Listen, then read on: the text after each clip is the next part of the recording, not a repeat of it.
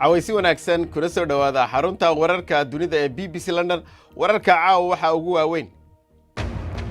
Ethiopia kumanaan qof ayaa barakacay dagaalka qoomiyadaha ee halkaasi ka socda iyadoo toddobaadkan ay 70 qof dhinteen inta la og yahay Mareykanka iyo Yurub ayaa wada hadal ku baaqaya masiibada banaanimo ee ka taagan dalka Yemen waxa la soo sheegay in 80% dadku aanay haysan cunno iyo biyo ku filan عاونا وعاودي تكنولوجيا waxaanu idin haynaa barnaamijkeeni click dawladda Ethiopia waxa la soo darsay cadaadis kaga imanaya caalamka iyadoo la doonayo inay baaritaan ku samayso dhibaatooyinkii sababay dhimashada in ku dhow 70 qof toddobaad gudihii weerarada argosiga ah ee ugu dambeeyay ayaa ka dhacay dhanka bari ee gobolka Oromia iyadoo dad badan ay ku dhaawacmeen guryana ay ku baaba'een ku dhawaad 700 oo kun oo qof ayaa ka barakacay guryahoodii ilaa iyo markii ay bilaabtay dagaalka u dhaxeeya labada qowmiyadood ee Oromada iyo Soomaalida bishii September ee tagtay Mareykanka iyo Yurub ayaa walaac ka muujinaya iyaga oo isugu yeedhay labada dhinacba isla markaana raba inay wada fadhiistaan miiska wada hadalka Qaalib Baaruud ayaa ka waramaya halkani waxay hoy ku meel gaara u tahay boqolaal qof oo barakacayaal ah rabshadihii istaba joogga ahaa ee ka socday bariga Ethiopia waxay qaxooti ka dhigeen 10,000 oo rag haween iyo carruur isugu jira jaamacaddan waxaa guud ahaan buux dhaafiyay carruur aagoon ah iyo haween raggoodii lagu laayay dagaalada bariga Ethiopia qolkan yar qiyaastii waxaa wadaaga 40 hooyo iyo ubadkoodii qof waliba waxa uu hayaa sheeko muruga leh dil kufsi iyo boob ay geysanayaan rag hubaysan noloshayda ma hilmaami doono waxa dhacay waxay ka dhigan tahay inagoo dhimanay ma noolin waan murugaysanahay dad badan ayaan ku waayay oo ay ka mid yihiin walaaladay gabdho iyo wiilalba sidoo kale hooyaday iyo aabahayba gurigayga waa la gubay aad ayaan u murugaysanahay khilaafku waa mid qoto dheer oo salka ku haya xuduudo iyo tartanka loogu jiro kheyraadka dhulka labada maamul goboleedba waxay isku eedaynayaan inuu mid waliba dagaalka u adeegsanayo ciidamada ammaanka iyo maleeshiyaad hubaysan xukuumadda Ethiopia waxay sheegaysaa inay baadhayso eedeymahan waxaa jira qaar ka tirsan ciidamada deegaanada ismaamulka ah iyo waliba qaar ka tirsan ciidamada federaalka ah oo si sharciga ka baxsan u dhaqmaya laakiin si aan ahayn wax qorshaysan oo ay ka dambeeyaan hay'adaha dawladdu kuwa sidaas sameeya dawladda waxba meel uga yaala isla markaana waxay qaadaysaa tallaabooyinka ku habboon labadii sano ee la soo dhaafay dawladda Ethiopia waxaa la soo darsay mudaharaado ballaadhan oo isdaba joog ah oo lagaga soo horjeedo taliska xukuumaddan 25 jirka ah waxaa laga cabsi qabaa inay rabshadahani sii kordhaan oo ay dalkoo dhanba halis geliyaan bal iminkana xagga dalka Yemen ayaynu u gudbaynaaye dad lagu qiyaasay 1 milyan oo qof oo dalkaasi Yemen ku nool ayay sheegayaan lanqeyrtaas inuu asiibay oo haleelay cudurka daacuunku waxaana ay sheegeen waa cudurkii ku daraa 10 sano ee ugu dambeeyay caalamka oo dhan dhibaatooyinkan bini'aadnimo ayaa halkaasi waxa si dhibaataynaya la leeyahay oo si horinaya raashin la'aan iyo biyo nadiif ah oo iyagu laftigoodii halkaasi gabaabsi ku ah Suhayba Maxamed Badqas ayaa eegaysa xaaladda ka sii daraysa ee Yemen kani waa Cabdul Ilays 11 bilood ayuu jiraa daal iyo rajo la'aan ayaa haysata waxa uu ka mid yahay carruurta dalka Yemen ee gaajada la ildaran nafaqa la'aanta haysata awgeed caloosha ayaa isku dhex dhacday waxa jira 400 kun oo dhalaan oo sidiisoo kale dhibaato ay haysato abaarta oo markii hore ku akayd miyiga ayaa hadda soo gaartay caasimadda Cabdul Ilays hooyadii Jamiila iyadoo ciirsila ayay fadhidaa dhinaciisa waxa horay gaajo darteed uga dhintay 2 carruur ah mushaarka saygayga ayaan ku noolayn wuxuu dhammaan jiray dhammaadka bisha balse lacag waa la siin jiray wax walba way wanaagsanayeen hadda waxaan keliya cunaa rooti iyo shaah Thala oo 8 jir ah hadda unbaa halkan la keenay waana markii ugu horreysay dhowr maalin kadib ee uu cunayo cunto quman waxa uu ka soo jeedaa qoys ladan oo dowladda shaqooyin ka haya lacag fiicanna qaata. labadayda caruur xabad rooti ayaan u kala jibiyaa, intaana kalena waxaan kala qaybsanaa xabad kale. intaas baan haysanaa. habeenkii markii la gaaro waxay ii weydiiyaan casho, way ooyaan, balse ma jiraan wax kale oo aan u awoodo. balse arrinta cajiibka ayaa ah iyada oo malaayiin qof ay gaajo ku haysa dalka oo dhan ayaa goobaha laga dukaamaystay caasimadda qaanadahooda waxa saaran cunto qaali ah, balse dadka caadiga ah ee reer yemen ma awoodaan in ay halkan ka dukaamaystaan. halkan oo mar ahaan jirta meel mashquul badan hadda waa cidlo. dhibaatada inta badan waxa ay ka taagan tahay halkan. xulufada uu hogaamiye Sacuudiga ayaa xanibay dhammaan alaabihii ganacsiga ee ka soo degi jiray dekedaha waaweyn ee Yemen, taa oo sababtay in qiimaha maciishada ay sare u kacdo, walow haatan xayiraadaasi la qaaday.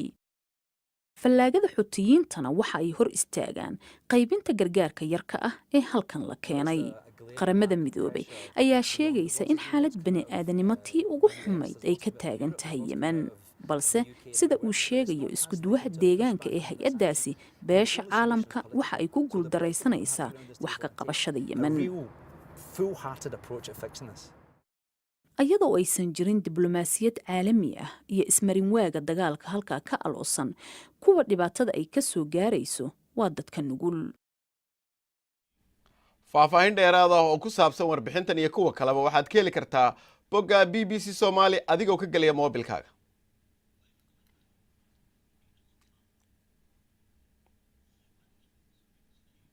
bal markana aynu eegno qodobada kale ee ku jira wararka maanta. xildhibaan Keith Ellison oo ka tirsan Koongareeska Mareykanka ayaa ku baaqay in la baadho wararka sheegaya in si xun loola dhaqmay 92 Soomaali ah oo la doonaya laga tarxiilo Mareykanka, waxaana uu sheegay inay silsiladaysnaayeen raggaasi 48 saacadood isla markaana aan cunno la siinayo waxyaabaha kale ay u baahnaayeen. hay-adda socdaalka ee Mareykanka ayaa dafirtay eedaasi. ra'iisul wasaaraha Spain Mariano Rajoy ayaa gaashaanka ku dhuftay baaq ka yimi madaxweynihii hore ee Catalonia Puigdemont ee xorriyadoonka ahaa, kaasi oo ku baaqayay in la wada hadlo. ra'iisul wasaaraha Spain ayaa sheegay inuu la hadlayo cid kasta oo la doorto oo dowladda Katalaanka hogaaminaysa, laakiin buu yidhi marka hore waa in sharciga la dhowro. qaramada midoobay ayaa muujiyey sida ay uga xun yihiin sida labada dhinac ee South Sudan ku dagaalamaya ugu tunteen xuquuqda bani'aadamka ee dadkooda. shalay ayay dhinacyada halkaasi ku diriirsani heshiis kala saxeexdeen nabadeed, inkastoo heshiisyada ay saxeexaan aanay inta badan fulinba. madaxweynaha Falastiiniyiinta Maxamuud Cabbaas ayaa sheegay in aanu aqbali doonin hindise kasta oo nabadeed oo Mareykanka ka yimaada, maadaama buu yidhi ay Qudus u aqoonsadeen caasimadda Israa'iil. hadalkiisan ayaa imanaya kadib markii golaha loo dhan yahay qaramada midoobay gaashaanka u daruureen tallaabada ay Washington ku aqoonsatay Qudus.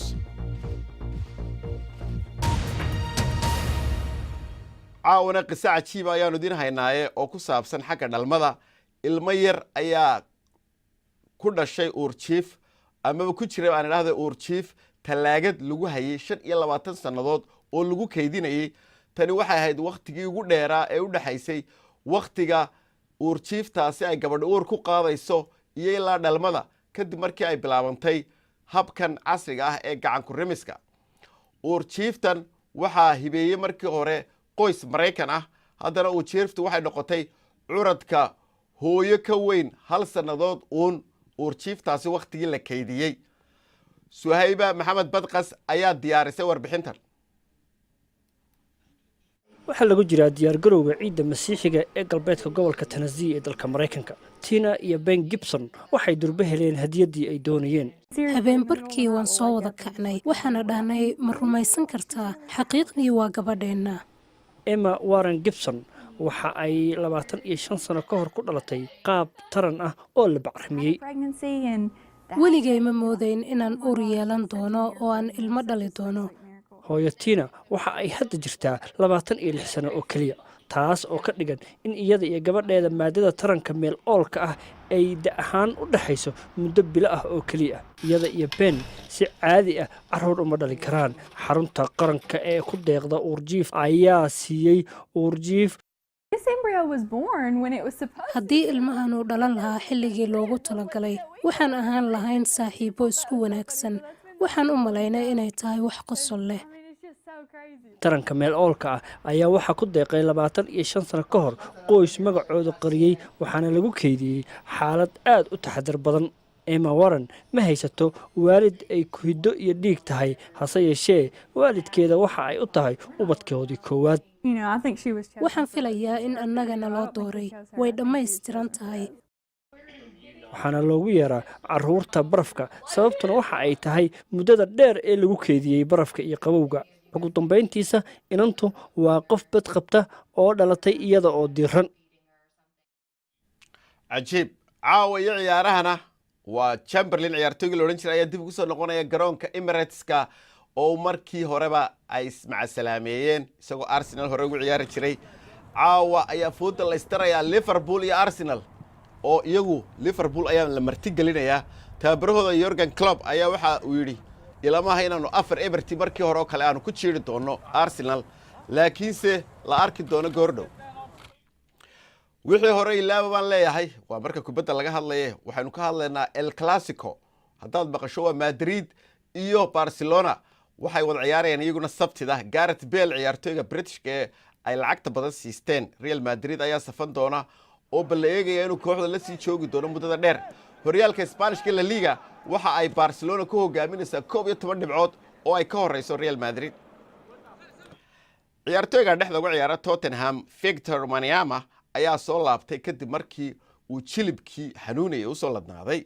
waxa uu ku soo noqonayaa kooxda koowaad iyadoo uu sidaas sheegay Mauricio Pochettino oo ah tababaraha kooxdaasi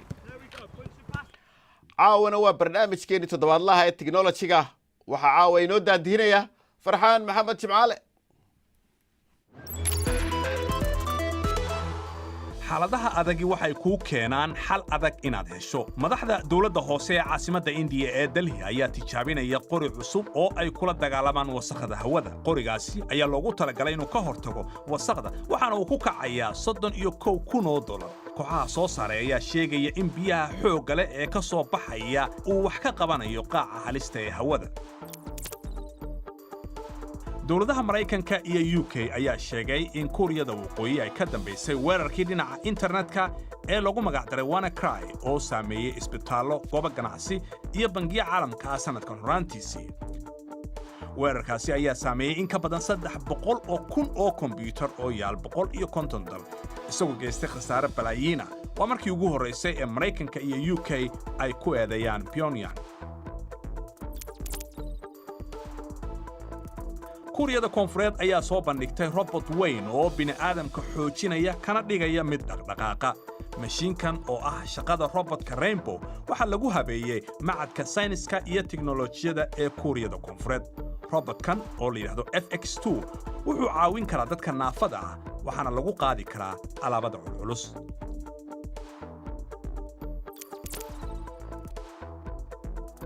ugu dambayntiina dalka Thailand ay lugaha hore ay uga go'een ayaa loo sameeyay luga macmala oo la mid ah kuwa lagu tartamo ee ay isticmaalaan orodyahanada Paralympiga aygan oo la yiraahdo Kola waxa seef ku weeraray qof dariskiisa ah oo uu kaba ka cunay laakiin waxa badbaadiyay hay'ad samafar oo daryeesha xayawaanka Kola wuxuu hadda ku baashaalayaa lugihiisa cusub isagoo oo jooga xeebta